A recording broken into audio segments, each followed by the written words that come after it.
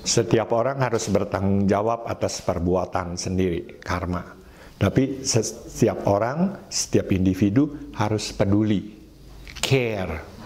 Dan pada saat pedulinya itu harus mengembangkan Maitri Karuna. Karena filsafat Mahayana terlalu sulit, cukup sulit, sehingga timbul upaya kausalya. Upaya kausalya adalah dengan cara yang mudah menjelaskan ajaran yang sulit, sehingga sering menggunakan perumpamaan atau fable, kisah-kisah, ya. Nah, ada orang menggambarkan gini, apa itu Mahayana Buddhisme? Sebetulnya apa sih aktualisasinya? Kita berjalan nih, 20 orang, jalan dari pagi sampai sore, udah lapar, udah haus. Pada sore hari kita tiba di suatu tempat yang ada air bersih. Di tempat yang jauh tuh kelihatan air yang bersih. Kita masing-masing ke sana, cuci tangan, cuci muka, minum. Tapi karena itu mesti naik ke atas. Nah, pada waktu kita naik, ada orang berkata, tertinggal tuh. Ada orang tua tertinggal di belakang.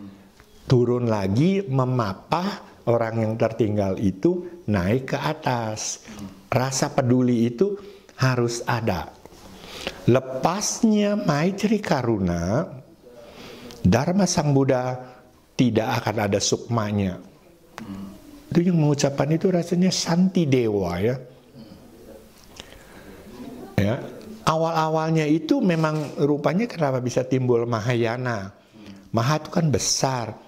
Harus peduli pada orang lain dan peduli juga pada sosial loh. Bukan hanya menyembunyikan diri, meditasi.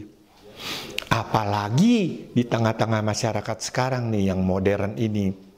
Ya, kemiskinan, kebodohan, pengangguran kan lebih gampang dijumpai. Nah, Mahayana itu harus berperan. Namun karena sulit ya sehingga timbul agama Buddha Mahayana yang timbul itu di masyarakat sekarang. Satu adalah aliran yang menitik beratkan puja. Puja. Satu adalah yang menitik beratkan pelajaran dan samadhi. Sebetulnya pelajaran bhakti puja dengan menyebut Namo Amitabha Buddhaya itu adalah suatu metode psikologis yang baik sekali. Orang itu disuruh semertin, nianfo, to recite the names of the Buddha agar timbul kebaikan. Tapi karena yang terlalu dititik beratkan hanya pada upacara, akhirnya orang melupakan ajaran-ajaran yang memang sulit, ya. Filsafat Buddha itu emang sulit, ya. Karena peduli sama orang lain itu tidak sama dengan intervensi masalah orang lain loh. Ya, lepasnya kepedulian, bagaimana nilai-nilai agama itu bisa timbul. Nah, kira-kira begitu. Kemudian Mahayana Zen, meditasi. Bagus sekali, tapi itu juga sulit. Karena terlalu sulit, sehingga biksu-biksu Buddha menggunakan Kong'an. Kong'an itu the dialogues of the master. Dari Kong'an itu dibuatkan perumpamaan. Misalnya begini. Contoh yang paling gampang nih. Seorang samanera berdiam di wihara udah 1 tahun lebih. Pada suatu hari, samanera itu berkata pada gurunya, "Guru, saya sudah tinggal di wihara ini 1 tahun lebih. Tapi saya tidak belajar apa-apa ya guru. Saya mau kembali aja ke rumah saya." Nah, gurunya tercengang. "Oh, kamu tidak belajar apa-apa? Nyatanya, waktu kamu di sini, bangun pagi, kamu ketemu saya. Kamu mengucapkan selamat pagi guru, saya juga menjawab selamat pagi. Ketika kamu makan pagi bareng, kamu mengangkat mangkok makanan kamu, kamu berkata, "Guru, mari makan." Saya pun menjawab, kenapa tidak mengajarkan apa-apa? Kan ini metode, kalau dilihat dari perkembangan zaman sekarang kan, mengajar itu bukan semata-mata membaca buku atau menghafal, tapi dengan contoh yang aktual, ya. Sesungguhnya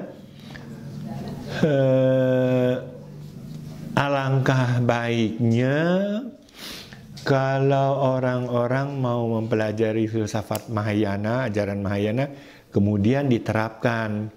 Karena biksu-biksu Tiongkok dan biksu Taiwan, kan mereka menerapkan humanistic Buddhism, pendekatan agama Buddha dalam kehidupan sehari-hari. Salah satu yang diterapkan oleh Tzu Chi yaitu menjaga diri sendiri, peduli pada orang lain. Yang sangat dipentingkan tuh pengertian Mahayana peduli loh. Orang yang mampu harus membantu orang yang tidak mampu. Tapi kalau ada orang yang kaya raya diminta untuk membantu, kemudian berkata, "Saya tidak bisa membantu karena ini hasil perjuangan saya selama berpuluh-puluh tahun." Secara rasional memang benar itu harta dia. Nah, perbedaannya kan mau nggak peduli itu, ya. Nah, bagaimana mengembangkan kepedulian ini? Tentunya dengan cara melafalkan nama Buddha, namaskara, puja bakti, samadhi, itu semua adalah cara. Nah, yang disebut upaya kausalnya sebetulnya itu. Tapi tidak sebaiknya jangan berhenti pada konsep upaya kausalnya hanya di situ. Jadi jangan mengherankan ada orang pergi ke wihara berpuluh-puluh tahun, tapi tidak mengalami perubahan. Vegetarian berpuluh-puluh tahun. Setiap pagi bangun baca doa. Tapi perilakunya kelihatan sekali.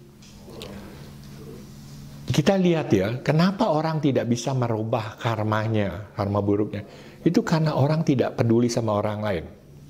Tidak mau berdana. Kemudian orang itu egois, ya, dan iri hatinya pun tinggi. Nah, hal-hal ini yang setiap hari kita hadapi kita harus hadapi dengan metode Dharma. Secara psikologis kita melihat ke dalam. Semua orang, tidak peduli guru apa pandita atau apa, harus menerapkan ajaran Buddha di dalam kehidupan sehari-harinya, ya. Memang sulit, apalagi kehidupan sekarang yang sangat matre sekali.